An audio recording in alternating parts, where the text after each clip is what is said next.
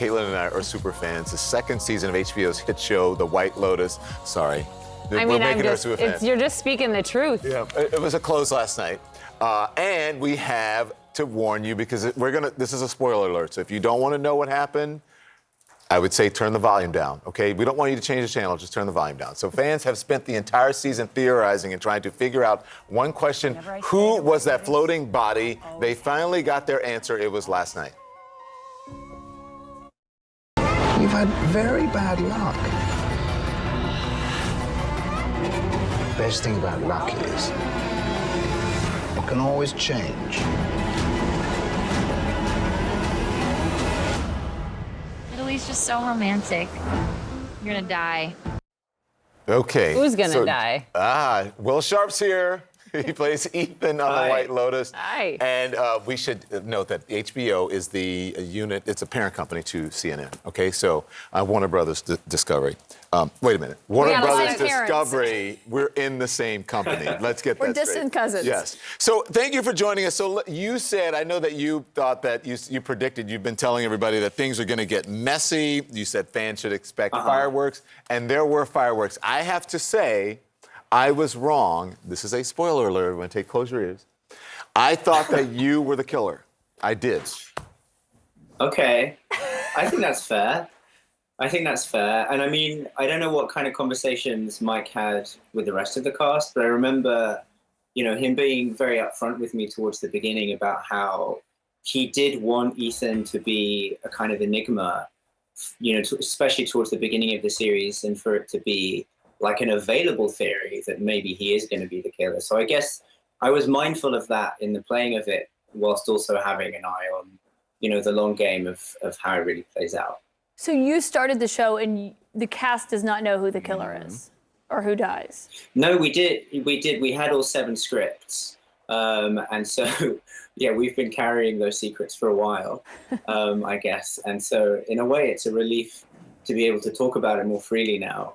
But yeah, wow, what a bold move on Mike's part. Am I missing something, or I still don't know who the killer is? So, but I don't know if we should say. I don't think we should. I don't think we should say who the killer is. Okay, so we're not spoiling. Turn the volume back on. It's kind of a spoiler alert, but it's not.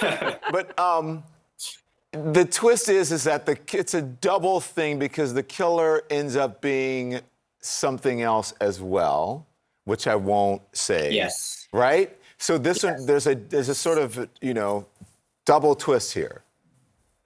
Yes.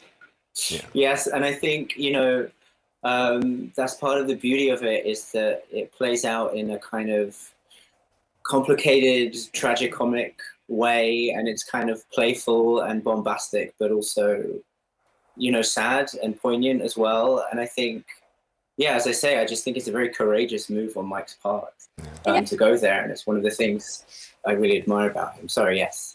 If you haven't watched the show, what's so fascinating is it's kind of this idea, like they're in these amazing settings and it's like people go to paradise, but they still take their problems with them. Like it's talk about privilege, about class, about sex and all of that. I wonder what you thought of just like the themes for this season, because I know Mike White said it wasn't what he initially thought it was going to be, and he changed it based on the setting.